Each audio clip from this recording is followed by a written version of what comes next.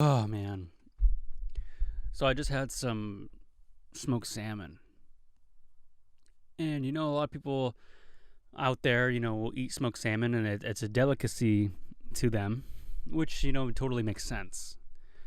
Salmon is something that's in our bay out here in Tulalip, and a lot of people think that, hey, I want to get some smoked salmon. People will post on Facebook, they'll drive to other reses, they'll even ask for it to be shipped. But the thing is some of them don't eat the skin. And I think if, separating yourself or making yourself commit to eating the skin of the smoked salmon, I think is one of the best leaps of faith you could do for yourself. You're sitting there looking at this smoked salmon, you traveled all this way, all to just take off the salmon from the skin. So next time you're out there, and you get out that piece of smoked salmon, make sure you eat the whole thing. That skin's good for you too,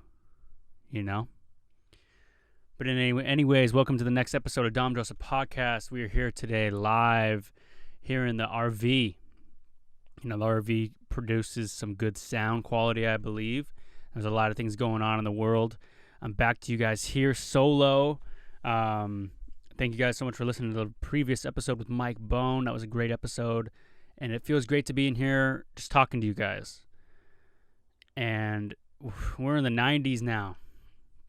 In the 90s, people had like Nirvana playing in the background. Skateboards were, uprising. People were being born. Just like how people are born today, but, they're getting born into something new. Totally new era that I don't even know of. I'm learning it every day. So that's exciting. So I just got back from New York about a couple weeks ago, or about a week and a half ago now. Oh my God. Me and my girlfriend Quinna, we went to Boston, New York. We went to Mohawk Territory, upper New York. We did a race. Oh my God. Swim a mile. Oh my God. So we did like a race that had 7 different elements. There was swimming, running, rowing, fire making, running with weight on your back, archery. There's all this. So I said, I'll do the swimming. Oh my God. I swam a mile. And so we get on this boat and we just keep going. And I was like, okay, when are we going to stop? This thing just kept going. So we finally get off the boat and, we start swimming. And man, I started swimming hard. I started butterflying off the first because other guy was doing it. So I was like, all right, I'm going to butterfly too. We ended up being the top 3 guys, and I fell back to third, finished, and ran out on the water, and I was gassed. I was so out of shape. I still am kind of out of shape, and started running, almost started throwing up, and I thought if you throw up, you lose the race, so I was stopping to make sure I didn't throw up. Oh my God, it was so funny. But yeah, that was a pretty fun time. We ended up winning the race, and I'm just so glad we're here today. It's been so long. It's been about a month that I've been able to record here and just kind of be in touch in the res, see everyone, and I'm glad I'm here today. So let's see. So being back home, you get a lot of things that are on Facebook. Res drama on Facebook is just one of those things. That's why Northern Cree wrote that song about it. Facebook drama. There's a lot of it out there. A lot of people like to just start with, why doesn't blank? Why doesn't our tribe do blank? Why don't we do blank? We need to start switching that why don't our tribe and the what can I do, That's what we need to do. If you're asking me, instead of going on Facebook saying why don't we get this, why don't we get that? Say to yourself, how can I make it so we can get that, or how can I make it so blank can get that? That's what we need to start approaching ourselves with. And here again, I am no perfect tribal member. I'm not perfect either. Nobody is. I don't think there is a perfect one. There's certain ones who think they are the most perfect ones, and those are the ones that are like the corrupt ones, I think. Something's got to be up with you, Maybe you don't believe in Ziploc bags or something, or maybe you, I don't know, that's something I kind of think about. Or you're one of those guys who uses the garbage bags that don't have the elastic wrap. I've always kind of thought about that. The people who get garbage bags, but they don't have the band to tie them and, put them away. Tie your garbage up, man. A lot of people won't tie their garbage up because they don't know what would happen. It's never happened to them where they dropped a garbage bag taking the garbage out. Oh my God. I remember the first time I was like, all right, I'm just not even going to tie it. I was just being lazy and didn't want to tie up the garbage. So my mom was like, hey, can you take out the garbage? And we had the band on there, and I just lifted it up by the strings, and I was like, okay, I'm just going to throw it in the garbage. And I was running or something, and there was a tree on the way to the garbage can, and I was running so fast it was behind me, and then it hit the tree and totally hit the tree, and then it went everywhere. And I was just, from that point on, I was never going to not tie the garbage plastic bag, and that's just how it goes. I'm glad I was able to do that, and man, those were good times back then. Driving back from school with mom or with a cousin. But I always noticed, moms, always have those good one-liners, when they're just trying to go home. I remember driving in the car, and I was like, Mom, where are we going to go after this? After we get home? To bed. Oh my God, Mom she was good with that one. Where are we going to go after this? To bed. So it would be late time, and I'd be like, oh, we're going to go get ice cream. We're going to do this. We're going to do that. No, we're going to bed. So, that was always kind of a relief to, as a kid, to kind of know what was going on next. The kids always want to know what's going on next. They really want to know. I feel like that's a big thing in the generation now. We're all for what are we gonna get next? What's now? We're more we like things now. That kind of goes with young kids out there in the world who for example, I went hunting this last weekend, and I was just like, man, when are we gonna get this? When are we gonna get this? When are we gonna get this? You got to change that mindset to, we're going to get it when we get it, but we got to be ready for when that happens. And if you sit there and you're just like, oh my God, if we don't get it, oh my God, it's not going to help you. So I figured out, being more patient with things is the thing you got to do. And something I need to do with myself, being a little bit more patient. And I'm sure maybe a lot of people out there who are listening are struggling with patience, even with themselves. Like, oh man, I really want to be this, I really want to be that, and they're obsessed with it, and that's good. But you got to be patient with yourself and give yourself time to do that kind of stuff. And I'm not trying to be a little bit serious today. I'm out here just having a good time. It's Sunday, 2:26 p.m. Let's see what day today is. Today's the 5th. You never really know what kind of day it is or what day it is until you start working or go to school. You guys ever notice that? On summer break, you're like, I think it's Tuesday. It's always those guys too. You're like, oh man, it's the weekend. You're like, bro, you don't even got the job. You don't even got a job. So what do you, it's the weekend every day for you, bro. Yeah, I mean, I've been trying to play some video games lately. Haven't really been able to do that. I actually just got a gig at Daybreak Star radio station. I'm going to be helping them, doing some radio stuff, podcast stuff, a lot of social stuff. So if you guys want to check out Daybreak Star, check them out. I'm really excited to be a part of that. But man, I kind of want to get a little bit more traditional here. I want to learn some beading or something. I just went hunting, and that was a good, thing to do for for me to learn. I've been fishing with my cousins, and that's, great learning skills too. God, I kind of want to learn how to bead or draw or something. That would be really cool. And I don't want to just, say that either. I kind of want to actually follow through with that. But, a recent show come out, Reservation Dogs, has been out, and I haven't been able to really talk about it on my end. I had Mike Bone on, who was on there. I think Reservation Dogs is going to do a lot of great things for Native people. I think it being in the spotlight like it is going to help a lot of Native creators out there. myself included, looking at that, I'm thinking of other ways I can branch out. Applying for like casting calls, man. Hey, man, it starts with a casting call. What if you fit that right thing? Have you guys ever seen Pitch Perfect? The guy Adam Devine, Bumper.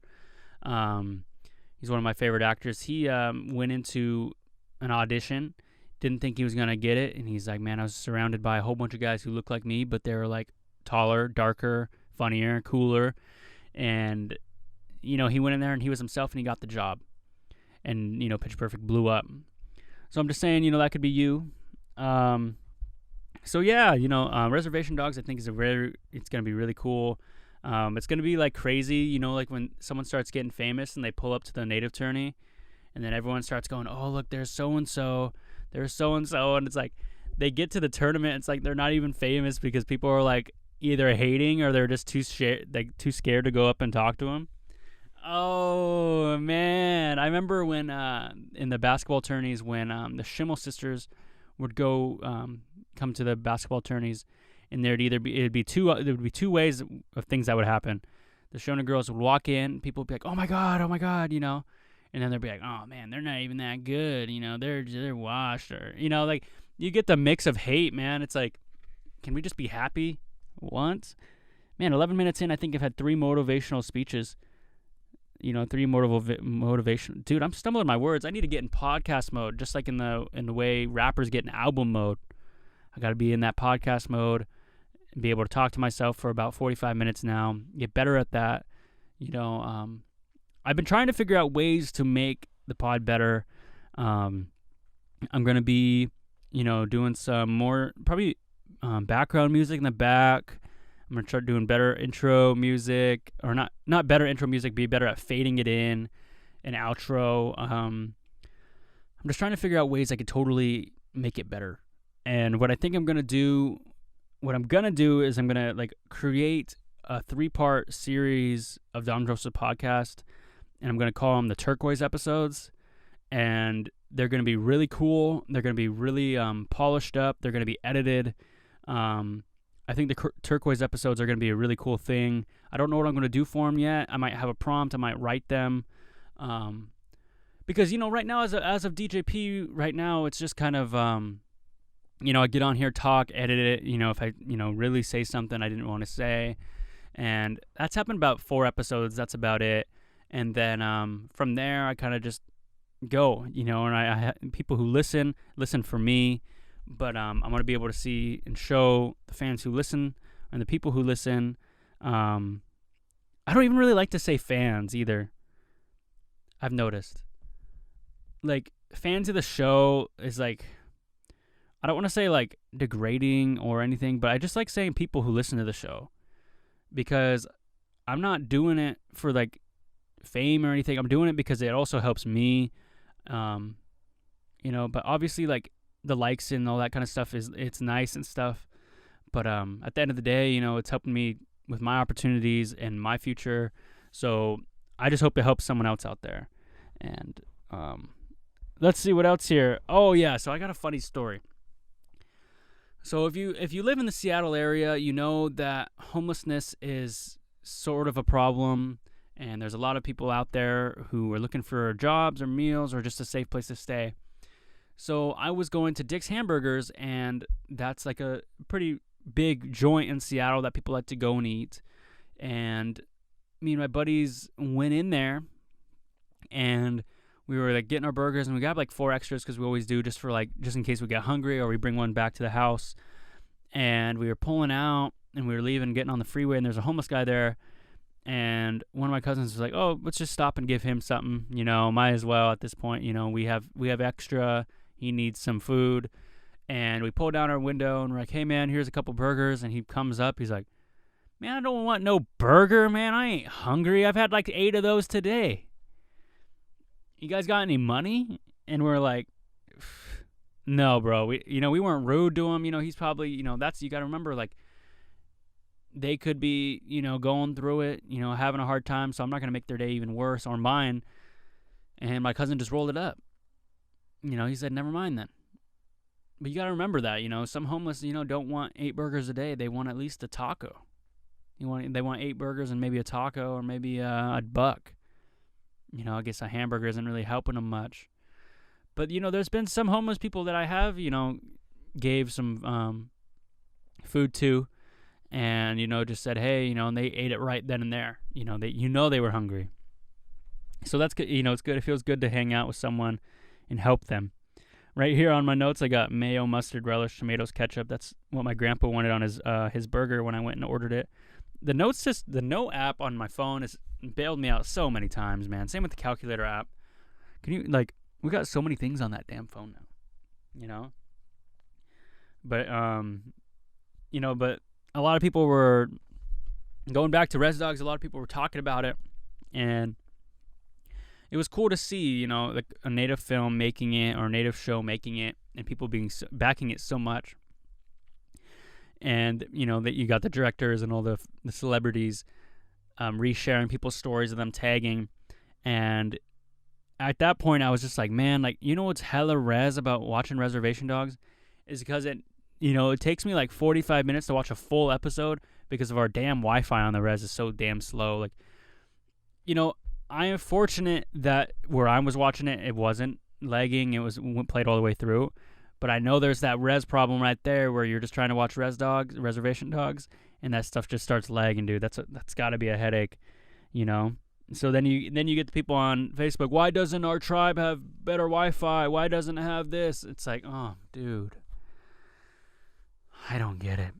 And so I've been driving, on the res, and when you drive on the res, you always get those handshakes, and people waving, and you start getting in that vibe of being on the res. You start waving to almost every car because, hey, there's cuz, what's up, So I start driving, and then I'm just like waving to everyone all of a sudden, After you leave the res, you just start waving to every car because you think it's your cousin. But res cars are pretty distinctful. You could kind of tell who is who, because they got the broken front end. Maybe they have the dent on the side, the tinted windows on 3 windows except their driver's door because they got broken into after winning at bingo. And, so that's like a short story of what happens. You start waving to people and you think, yeah. So when we were in Akwesasne, we were walking around and we were looking for... Okay, so let's just go back a little bit. So heading back to when I was talking about the race we won. So it started like this. I'm just going to explain the whole thing that happened. So we get there, and we get there late at night. And then Quita said to her and her family, hey, let's go get in this race. It's going to cost like $250 to like get in. But if we win, we could win cash prizes.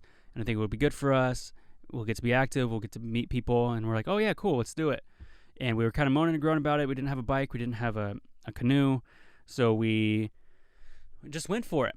We weren't training. None of us are like in the best of shape, but like we were in shape, and we ended up winning. So, that was crazy. And we won our cash prize and whatever. But, so that it was like a quilt auction, and Quinna went and made a quilt, which was so nice. Oh my God, this quilt was amazing. The quilt she made was 10 out of 10. Quilts are such a nice art, and it takes so much patience to make a quilt, and shout out to her for making an amazing quilt. But we get to the, it was a smoke dance competition, so like, like a kind of like a powwow almost. And for those of you guys who don't know what a powwow or smoke dance is, it's a group of Native Americans. You don't have to be Native, but they go and celebrate by dancing and singing, and there's food and there's vendors. So we get there, and there is nothing that makes you want to spend more money. Okay, let me rephrase that. There is nothing that makes you want to spend money more than the white tents at a powwow or vendors, because those vendors in the white tents, man, they always have something good that you want to buy, because it's either beaded, it's crafted, it's sewn, it's just so well done, put together. Necklaces, earrings, wristbands, rings, backpacks, blankets. though I don't really, I could go into a mall and not spend money easily, but I cannot go to a powwow or an event, a smoke dance, or anything, a canoe journey without buying something from those vendors. The vendor tents know how to make you want to spend money, and they're just sitting there, sitting back in their recliner, sitting back in the Seahawks recliner, beading away. Someone walks up, how much is this? $40. You say here, boom. It's just the best, it's one of the best ways to just spend money, and the best gifts, I think, come from those vendors. And shout out to those vendors who are making stuff for people who are just sitting at home watching Netflix, There's a negative connotation to people who stay on Netflix all day, but if you're on Netflix and you're beating, man, you're going to make some nice stuff. So what else has been going on? After spending a good amount of money at those vendors, we found something to do, and we drove back from there, which is about 5 hours, and then we got on a plane, came back here, and so I had this idea. I was like, okay, my Nana's gonna pick me up, and then it was late, and then I was like, okay, let's take the bus, and then we waited for a bus, and then I said, why don't we just take an Uber? So we took an Uber, and we wasted an hour, and that was just me overthinking, and overthinking does you nothing but hurt you. I think overthinking is one of the most overrated things you could do. Overthinking, I feel like, just hurts you in the long run. Don't overthink, man. Don't overthink. That overthinking, man, that's something negative, I think. Overthinking can help you to an extent, but overthinking just, I think, is negative almost sometimes. It's like, why are you overthinking it so much, man? Who knows? But anyways, today, what's going on now? It's, Labor Day weekend. That's a thing, man. And people are out here, they don't know what to do with them 3-day weekends. A lot of people acting like, they start acting crazy. Labor Day weekend, people start booking trips to places they've never been before because they have an extra day off. And that says something, man. Going to do so much with one day off, people are so used to being locked into their 9 to 5 on Monday through Friday, and they never get that third day off. And that third day off, that just unlocks something, or even 4 days off. It unlocks something for people to go do. And I think people need to go and travel and do that kind of stuff, because otherwise they start feeling stuck.